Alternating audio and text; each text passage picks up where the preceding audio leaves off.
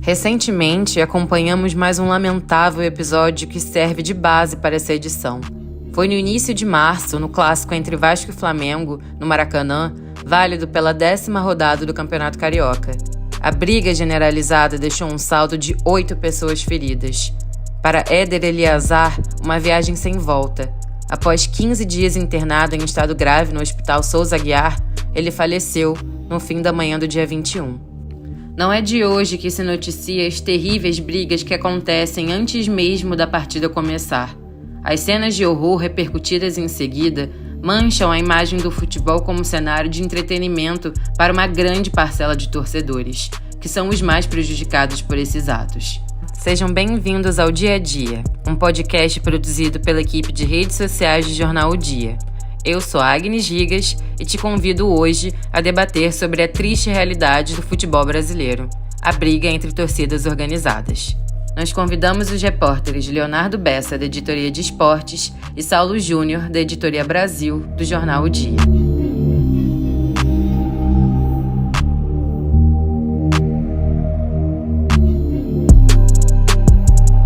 A gente sabe que a relação entre futebol e violência não é uma questão que afeta apenas o Brasil. Até mesmo o futebol europeu, onde os olhos do mundo estão voltados, isso acaba sendo bem corriqueiro. Queria começar a conversa perguntando brevemente a opinião de vocês sobre qual o legado que o futebol carioca está construindo a partir de episódios como esse, que vimos no início de março. O principal ponto é a gente conseguir destacar que elas não vêm de hoje, né? Que a gente está passando fora das arquibancadas ou dentro dos estádios, andando nas ruas, mesmo 100 dias de partidas entre rivais, não é algo que começou agora em 2023, não começou em 2022, são práticas que carregam décadas, né? O movimento de torcidas organizadas no Rio de Janeiro ele só vem crescendo, os números de integrantes, apesar de na arquibancada terem diminuído nos 4 grandes da cidade, a gente vê que, entre aspas, como eles falam, na pista, né, na rua, na ida para os jogos, nas viagens, ainda tem um determinado grupo que vai com esse intuito de brigar. Então não é algo que a gente está vendo só agora em 2023, não é algo exclusivo da partida entre Vasco e Flamengo pela Taça Guanabara, né, pela 11ª rodada da Taça Guanabara, aquele jogo no Maracanã, com aquela confusão enorme em São Cristóvão.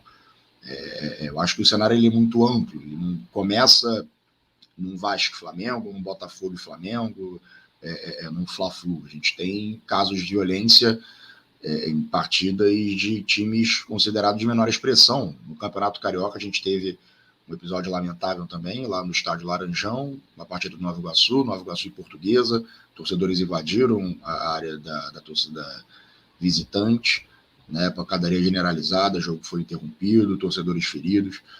Então a gente precisa separar que esse movimento ele não começou em 2023, não começou em 2022. Né, só é uma prática de décadas. Enquanto tivermos medidas mais drásticas para isso, a gente vai continuar observando, mesmo em jogos pequenos ou jogos grandes. O torcedor civil ele se sente muito menos motivado a ir no jogo, você tem muito menos confiança para ir com a família, para ir com seu pai, com seu par, com seus filhos. Você não se sente confiante para ir por conta disso, por conta dessa violência que ocorre principalmente em clássicos. Eu acho também que a sociedade do Brasil como um todo, ela é uma sociedade violenta e o futebol ele não é a parte da sociedade. Então, outras características da sociedade a gente vê no futebol, a gente vê malícia, a gente vê atraso, a gente vê amadorismo, que são outras coisas da sociedade. E a violência, como ela é muito presente no dia a dia do Rio de Janeiro, ela também se faz presente no futebol. Eu acho que tem diversas medidas que podem ser tomadas com relação a isso, né? A gente vai conversar mais para frente na transmissão, mas, assim, respinga de maneira péssima, a consequência é péssima mesmo e só gera afastamento das pessoas do futebol, que deveria ser algo para unir, deveria ser algo leve e não tem sido. A gente sabe que não apenas aqui no Rio, mas em outras partes do Brasil, os clubes são rotineiramente acusados de complacência com parte das organizadas, sobretudo por questões de interesses políticos. O que poderia ser feito por parte do Estado para que os próprios clubes pudessem ser responsabilizados? Caberia também ao STJD algum tipo de punição mais severa contra os próprios clubes, seja por questões financeiras ou perda de pontos em campeonatos, para tentar inibir essa violência? Se a gente puxar por São Paulo, né, tirando o Rio de Janeiro, acredito que São Paulo seja hoje o segundo maior centro de movimento de torcidas organizadas do Brasil. Né, todos os grandes ali têm duas organizadas grandes, uniformizadas, né, que também se destacam por esse problema de violência.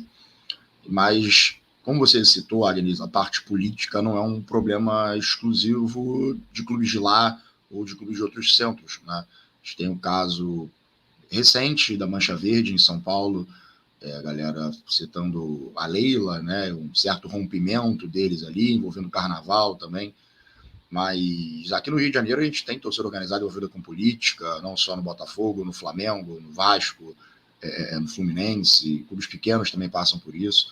Mas São Paulo acabou virando um grande centro muito por conta de alto investimento, por conta de sociedade, entre aspas, né? Não um vínculo legal ali assinado, mas com um jogo de interesse nos bastidores.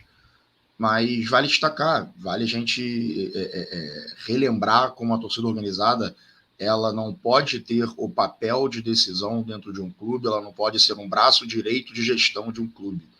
Né? Até porque clubes não podem ter decisões tomadas com base na voz do torcedor, passional e tudo mais, e muito da gente vê de gestões amadoras isso acaba acontecendo.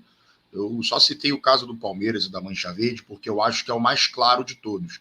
É uma Mancha Verde que no primeiro momento dava lá o apoio à gestão da Leila, aí o Palmeiras não contrata, corta relações, né, primeiro no Carnaval, a Leila para de colocar o aporte financeiro para o Carnaval da Mancha Verde, que vinha sendo campeão, acabou já não ganhando em 2023, né, só contextualizando, né, e aí começam as críticas em cima da gestão da Leila no Palmeiras, mesmo tendo conquistado vários troféus.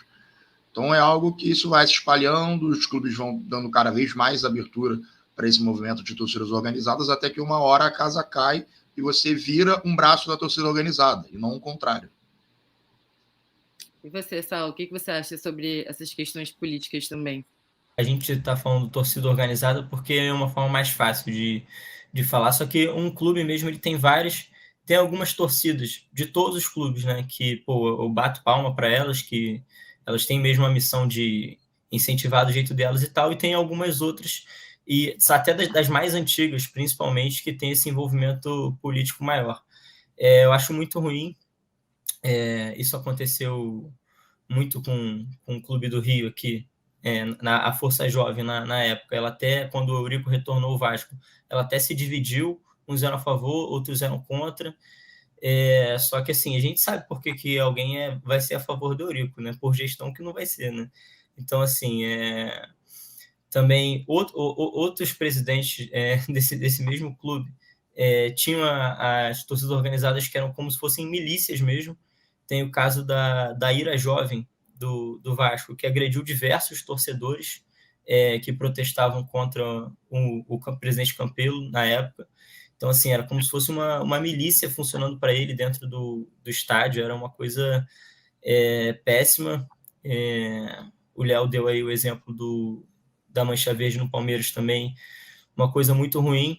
Aqui no Rio, eu acredito que talvez nenhuma torcida organizada tenha tanta influência como a influência que a Mancha teve até em gestões anteriores do Palmeiras, que era assim, uma coisa bizarra, assim, talvez em níveis proporcionais, a Mancha talvez seja uma das maiores, talvez a maior torcida organizada que a gente vê em arquibancada hoje. Se você for ver um jogo do Palmeiras, à esquerda na transmissão, normalmente tem uma faixa de torcedores uniformizados, assim, com a camisa branca, com as manchas verdes em cima. É uma torcida organizada que realmente se faz muito presente no estádio, assim. Tem até sido uma exceção a torcida organizada desse estilo estar tão presente. Aqui no Rio de Janeiro, algumas torcidas, por exemplo, a Jovem Flá e a Raça Rubro-Negra, são torcidas enormes do Flamengo, bem grandes mesmo, mas foram perdendo espaço para, por exemplo, outras torcidas como a Nação 12, como a acho que é Flamanguaça, se não me engano, que tem 20 anos apenas, mas que são os torcedores do Flamengo que usam os bonés amarelos na torcida, e a Nação Doce também são as torcidas que têm um ideal maior de incentivo, né? E aí você encontra essa mesma troca em todas as torcidas do Rio. Você encontra no Botafogo, tinha a Fúria, que ela perdeu bastante espaço para Loucos também, e enfim, outras que vão chegando. No Fluminense, a Young perdeu um pouco de espaço para Bravo, 52, que foi chegando. No Vasco, a mesma coisa, a Força perdeu espaço para GDA, Guerreiros do Almirante, muitas vezes. Então, assim, tem essa troca. No caso, as torcidas antigas têm sim uma influência política, mas pelo menos aqui no Rio de Janeiro eu vi isso sendo enfraquecido, né? As gestões do Rio, se você for pegar no início dos anos 2000, eram muito amadoras mesmo. A gente está falando aí, gestões péssimas do Flamengo, a gente está falando do Eurico, a gente está falando assim, de muito amadorismo também no Botafogo, também no Fluminense. Fluminense, tinha até a torcida mandava, o patrocinador mandava também, era uma bagunça. O Vasco é péssimo exemplo para a organização. Então, é até pior, assim, aqui no Rio de Janeiro, em termos de profissionalismo. Só que não via, com o passar dos anos, tanta influência da torcida, assim como eu vi em São Paulo, principalmente a Mancha Verde. Mas, enfim, de fato, é um problema enorme essa influência. Agora, eu queria perguntar também para vocês sobre o STJD. Existe algum tipo de punição mais severa contra os próprios clubes por questões financeiras ou perda de pontos em campeonatos que eles poderiam aplicar? O STJD ele poderia julgar perda de ponto, não vejo de uma forma tão rígida. A gente teve até recentemente o caso do Grêmio, né, quando foi rebaixado para a Série B, o caso do Ceará, que acabaram resultando em muita coisa. O STJD ele pode retirar mandos, né? Ele costuma, na verdade, tirar mandos de campo. Aí o clube joga a 100 quilômetros do centro dele, ou joga com portões fechados, sem a presença do público, e toma uma multa, né? Ele leva uma multa após votação, depois né, enfim, de apresentação do relator, mas são casos, são bem raros os casos de perda de ponto. A gente teve a situação do Sport e Vasco na Série B, que até foi julgado num primeiro momento, e aí depois reverteu toda a situação de novo, e aí a decisão teve uma outra parte, então foi um julgamento que acabou não acontecendo nada, não foi para frente, a gente pode dizer assim, né, porque os casos vão passando, vão acontecer em outros clubes, e a gente vê que é uma situação que está incontrolável. Então, no âmbito esportivo, pelo menos, o STJD ele não visa tanta punição, mas visando assim praça, né, e multa, o STJD ele pode tirar mandos de campo e costuma multar os clubes por conta de confusões. Eu destacaria também o seguinte: certas coisas eu não acredito que devem ser julgadas pelo STJD, como, por exemplo, essas brigas que aconteceram em estações e tudo mais, elas são de uma rivalidade que transcendeu o esporte e o Vasco Flamengo, né? Essa coisa da força com a raça e da força com a Jovem Flá aconteceu em locais assim muito distantes do jogo, locais que realmente o Flamengo não é culpado e o Vasco não é culpado, assim, 100% dessas situações. Por exemplo, uma briga lá em Caxias, numa estação e tudo mais. Eu acredito que a justiça comum também tem que agir. No Rio de Janeiro, as torcidas organizadas, né, elas são regulamentadas também pela Secretaria de Esporte e Lazer, se eu não me engano. E existem também punições que eles aplicam, né? Só que não são punições judiciais, assim. A Secretaria de Esporte pode impedir a entrada da torcida no Maracanã ou em São Januário, ou suspender a torcida, né? Eu não presenciei ainda, mas eu dei uma lida no texto deles. Eles podem também extinguir uma torcida, né? Se for um caso muito extremo, e contra a existência dessa torcida. Eu não achei um caso, depois valia até uma pesquisa mais aprofundada, se alguma torcida já deixou de existir por conta de alguma briga, alguma confusão. Eu acredito que, nos casos que acontecem dentro do estádio, como foi os casos do ano passado, do Ceará, do Sport com o Vasco também, eu acho que o STJD pode agir de maneira severa. Eu acho que se a torcida que supostamente ama tanto o clube, mas se aqueles torcedores eles observassem o clube sendo punido severamente, eles pensariam 2 vezes. No ano passado, essas situações aconteceram dentro de campo, as decisões realmente se arrastaram e tudo mais.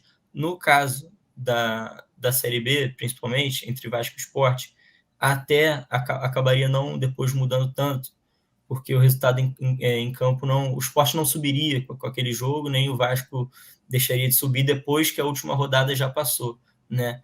Algumas pessoas até acusaram o STJD e tudo mais de estar esperando a última rodada passar para poder tomar uma decisão mais tranquila, né? Então, assim, esse não é o papel do tribunal, né? Esses profissionais são muito bem remunerados para tomar uma decisão séria, não necessariamente uma decisão baseada num resultado que ainda vai acontecer, porque isso sim influencia muito mais, né? As pessoas têm medo da decisão da STJD influenciar o próximo jogo, mas o problema é mais o contrário, na minha opinião. O próximo jogo influenciar uma decisão mais branda deles, e aí no ano seguinte o problema pode acontecer de novo. A gente já viu alguns casos de torcida punida por brigas de organizadas, principalmente. Isso levanta também uma certa discussão. A torcida punida como? Por exemplo, como o Léo falou, 5 jogos sem mando de campo, 6 jogos sem mando de campo, ou jogando com portões vazios, ou jogando longe dos seus domínios. Para times que têm torcidas nacionais, normalmente, por exemplo, o Flamengo, o Palmeiras, o Corinthians, o Vasco, se você mandar o cara jogar na Amazônia, às vezes você não vai estar nem punindo tanto, jogar em Brasília e tudo mais. Então, para esses times, é melhor até jogar com portões fechados, seria até uma punição mais severa, porque você mexe, além do apoio da torcida, que não vai ter, você mexe com o bolso também, porque é toda uma infraestrutura para abrir um estádio e tal, e sem torcida, sem renda, você vai gerar um prejuízo ali. E esse tipo de punição gera uma discussão de punição aqui, os torcedores que são impedidos de ir, que não fizeram nada, dizem que a punição deveria ser por CPF, né? Como é a expressão. Tipo, você quer punir... E assim você pode direcionar realmente a consequência para o real causador, né? Isso. Eu entendo que seja um pouco difícil de identificar todos, mas se não houver como identificar, eu acho que uma suspensão, a perda de mando, tem algum efeito, assim, ainda que a curto prazo, entendeu? Mas não é nada que resolva profundamente a questão. Bom, vale até a informação, Agnes, porque a gente está gravando esse episódio no dia 21 de março, dia que um torcedor acabou falecendo, né? Um dos que estavam naquela briga do dia 5, entre torcedores de Vasco e Flamengo. Ele ficou internado por 15 dias no Souza Aguiar, né, e acabou falecendo nesta terça-feira, dia 21, 16 dias após a confusão. Né? Vai lembrar que outro torcedor também faleceu a caminho do estádio, tudo mais. Só a nível de curiosidade, há uns 9 para 10 anos, todo mundo lembra daquela grande confusão lá na Arena Joinville, Campeonato Brasileiro de 2013, Vasco contra o Atlético Paranaense, última rodada daquela edição da competição nacional. O jogo é paralisado, pancadaria generalizada nas arquibancadas, estavam cheias, né? Muita torcida do Vasco, que era um cenário onde o Furacão estava brigando por vaga na Libertadores, e o Vasco brigando contra o rebaixamento. Acabou, se não me engano, foi 5-1 Atlético Paranaense, né? Naquela ocasião.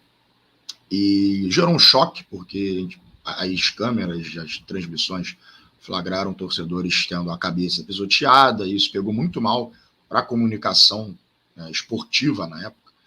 E pouco tempo depois, eu lembro que teve uma reunião, se não me engano, com a OAB, com o então presidente do STJD, o Flávio Sveiter, onde o órgão, né, onde o Supremo Tribunal de Justiça Desportiva, ele indicou a possibilidade de os clubes começarem a serem punidos com pontos, né?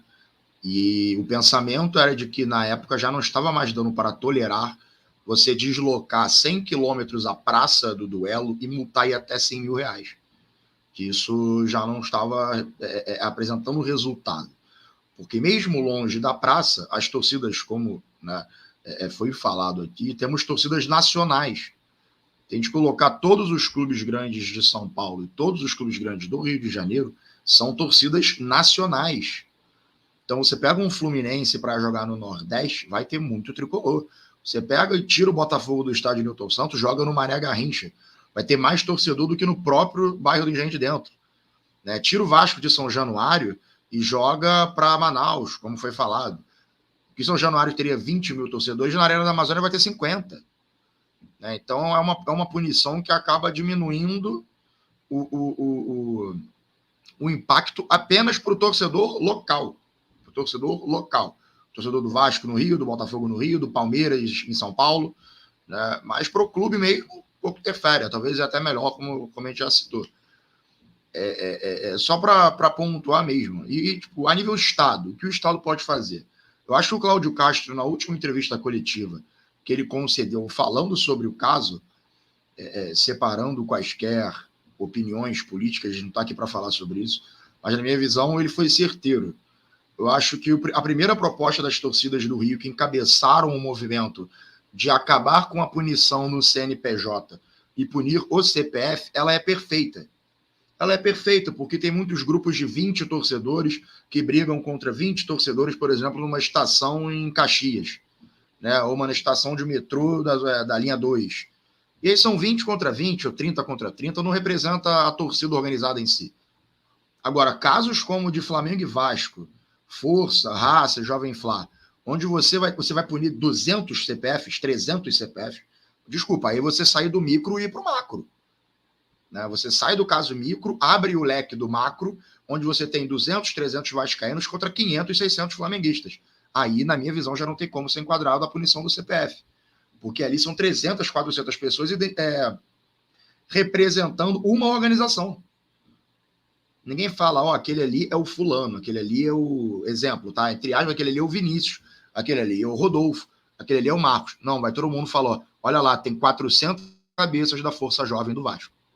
Tem 300 cabeças da Fúria Jovem do Botafogo, que foi punida também sem estar no meio das confusões, né? A Fúria e a Yang Flu foram punidas sem estar no meio das confusões. Algo a ser debatido também. Mas na coletiva, na minha visão do Cláudio Castro, desculpa me alongar, mas foi um dos pontos altos para mim, na minha visão, quanto à concordância. Não há como não enquadrar em organização. São 300, 400 contra 500, 600. Não tem como você identificar o CPF. É um grupo representando Força, Raça e Jovem Flá. Pegando o gancho aqui do Léo, essa memória da confusão lá em Joinville é perfeita, porque assim, a gente pode mesmo usar isso para dizer como também essas punições coletivas elas têm algum efeito. A Força Jovem foi punida nesse dia. E ela, não necessariamente nesse dia, não foi marcado um julgamento, ela foi punida daquele momento em diante, certo? Diversos anos, a Força esteve perto de voltar e a punição era renovada, o retorno era adiado e tudo mais. A Força voltou no final do ano passado. Não tinha ainda uma partida entre Vasco e Flamengo, que dentro do entendimento do Vasco seria uma grande rivalidade, dentro do entendimento dessa organizada principalmente. Não é nem a rivalidade entre Vasco e Flamengo, é a rivalidade justamente entre eles dois, né? Entre a Força e a Raça e também a Jovem do Flamengo. Nesses anos todos, se você for pegar entre 2014 e 2022, foi muito mais tranquilo. Lógico que é sempre um clima que você deve estar atento, mas foi muito mais tranquilo. A incidência de confusões, de briga, de pancadaria foi muito menor entre Vasco e Flamengo antes do retorno da Força. E aí eu não estou culpando apenas a Força, mas quando você tem duas torcidas organizadas rivais no mesmo jogo, você tem essa probabilidade maior de ter essa confusão. Né? Não imagino aqui um membro da raça rubro-negro da Jovem Flá agredindo torcedores comuns. E a gente sabe que existe, mas assim, eles não marcariam para isso acontecer, entendeu? Eles não iam simplesmente pegar e matar um torcedor comum de um rival. Eu não acredito nisso acontecendo, entendeu? A Força Jovem tentou se defender daquela confusão lá em Joinville, alegando que a torcida do Atlético Paranaense veio antes e que eles estavam defendendo os vascaínos. Quando você vê os vídeos dessa mesma confusão em 2013, aparece a torcida indo para a área do Vasco, beleza, esse é o ponto que eles estão corretos na argumentação, corretos. Só que eles estão errados também ao mesmo tempo, porque se eles não tivessem ali, a torcida organizada do Atlético Paranaense não viria também agredir torcedores comuns do Vasco, entendeu? Então, assim, é a presença dessas duas organizadas que se odeiam que geram essas confusões no mesmo ambiente, porque, assim, de novo, Vasco e Atlético Paranaense teve essa confusão. Todos os anos sequentes a esse, não teve tantos problemas entre Vasco e Atlético Paranaense, que são torcidas tradicionalmente rivais desde muitos anos, desde o início dos anos 2000, principalmente. Então, assim, tem sim funciona sim essa punição coletiva. Eu acho que a gente pode pensar, como o Léo falou, quando é um grupo menor, perfeito, punição por CPF, e sim, eu acho que a punição em grupo, ainda mais agora, sem prazo para voltar, esses torcedores que eu acredito até que gostam mais das suas próprias organizadas, às vezes, a imagem que eles passam. Parece que eles gostam mais da própria organizada do que do time, então acho que eles vão sentir essa ausência. E com relação ao que o Estado pode fazer, aí acaba sendo muito, vou até usar uma palavra que não é muito exata, mas acaba sendo muito estranho quando a gente observa certos vídeos no início de março, onde essas torcidas organizadas elas estavam sendo praticamente escoltadas pela polícia militar. Diversas imagens mostram policiais militares no início de um grande pelotão de uma torcida organizada, e ao longo da torcida organizada, seja do Vasco ou do Flamengo, torcedores segurando pedaços de madeira, pedaços de ferro. Então, assim, eu acho que o Estado até agora não se explicou. Eu tenho que rever todas as entrevistas do Cláudio Castro para poder ter certeza do que eu vou falar, mas eu já vi duas até o momento sobre esse mesmo tema. E, assim, o Estado não se justificou essa tranquilidade dos policiais ali junto com as torcidas, entendeu? Praticamente escoltando esses torcedores organizados dessas agremiações aí que a gente falou. Qual é a opinião de vocês para a adoção de torcidas únicas em jogos em que a probabilidade de briga seja grande? Seria uma solução ou só colocaria o problema debaixo dos panos? Eu já adianto que eu sou muito contra a torcida única no Rio de Janeiro. Acho que o torcedor, entre aspas, comum, ele não pode ser punido, não pode deixar de ir ao estádio para ver o clube dele do coração por conta de uma minoria. Apesar das torcidas organizadas serem enormes, elas são minorias dentro dos clubes, né? Dentro das torcidas, isso é óbvio.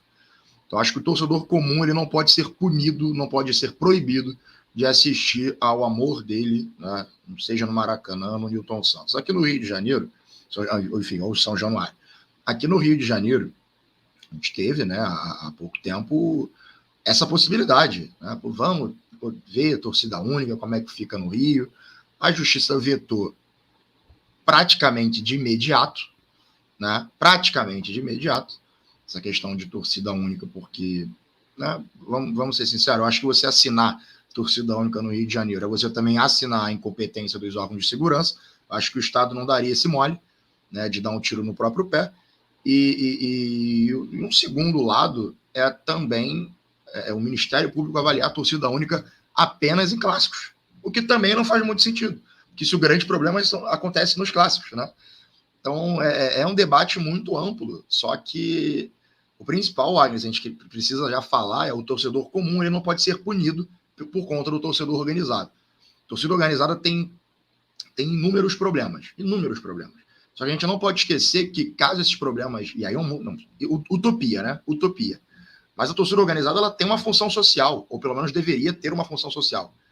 E é muito interessante você vivenciar ali um mundo de torcida organizada, porque você aprende muita coisa, vê o âmbito social dela, ou o que deveria ser feito. Mas hoje o torcedor comum não pode ser punido pelas práticas de um grupo de 200, 300 pessoas que brigam todos os clássicos e acabam colocando a integridade dos outros em risco. Cara, torcida única, né? Não, de jeito nenhum. Olha, como uma pessoa que vivenciou isso de infância mesmo e tal, quantas vezes a gente pode vivenciar essa experiência, como é que pode isso ser enxergado como solução, sabe? Você vai estar basicamente se livrando do problema, não resolvendo ele, né? Tipo, a gente não consegue controlar os clássicos, então não consegue controlar as torcidas, vamos botar uma torcida só. Você não está resolvendo o problema, entendeu? Você está fingindo que ele não existe, com uma solução que não vai agradar metade dos torcedores envolvidos, não vai agradar uma das torcidas, entendeu? E tem diversas problemáticas nisso. Muitas vezes as partidas são jogos duplos, seja no Campeonato Brasileiro, vai ter o primeiro e o segundo turno, como às vezes semifinal, final e tudo mais. Só que nem todas, entendeu? Nem todas as partidas entre os times são jogos duplos. Isso vai fazer o quê? Nos que não são, vai sortear? Vai ser o mandante que vai ter esse privilégio? Não, eu concordo, é um atestado de incompetência mesmo você fazer isso, não tem condição você se livrar do problema assim.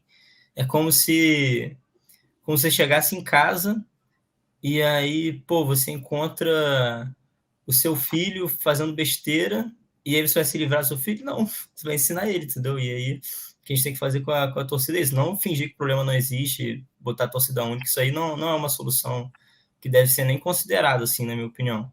Não deve ser nem debatido, deve debater outras formas, essa aí já está descartada. Só uma situação interessante, teve um jogo que foi torcida única, se eu não me engano, entre Cruzeiro e Atlético Mineiro, se eu não me engano, só a torcida do Cruzeiro que pôde ir na partida. E aí teve briga entre duas torcidas do Cruzeiro, né? Então, assim, pô, só prova que isso é demais, né? não é essa a solução de jeito nenhum. Sem contar, como você falou, né?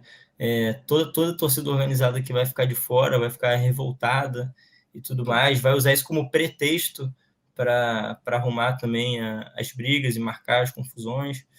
Então, assim, de forma alguma. Isso é uma correção, né? Não foi a justiça que vetou a ideia do MP sobre torcida única. Foi o governo do Rio de Janeiro. O posicionamento do Cláudio Castro, né, vetando essa ideia, só para realmente corrigir. Agora eu queria, só para encerrar nosso assunto, eu queria perguntar para vocês o que vocês acharam dessa decisão da Polícia Civil de prender os 4 líderes das torcidas organizadas do Rio. Olha, eu acho que acho que há um pouco de injustiça você tratar como igual, assim, você tratar, por exemplo, a Fúria Jovem do Botafogo e a Jovem Flá como se fosse a mesma coisa nesse cenário, entendeu? Proibição de todos, prisão do líder e tudo mais. Eu acho que, assim, seria um erro se isso ocorresse. Só uma coisa, o presidente da Fúria Jovem teve um mandato de prisão expedido também? Não, foi, né? o único presidente das grandes do Rio de Janeiro que não Perfeito. Então, retiro o que eu disse. Justamente isso que havia me incomodado, caso acontecesse isso, porque realmente, cara, houve a confusão maior entre Vasco e Flamengo, houve uma confusão bem menor entre Fluminense e Vasco, e uma confusão também menor, mas, assim, marcante, entre Flamengo e Fluminense. Então, assim, essas 3 torcidas, e principalmente, nesse caso, a do Flamengo e a do Vasco, deveriam sim ter a punição. As acusações, se eu não me engano, são de incentivo a homicídio, não é?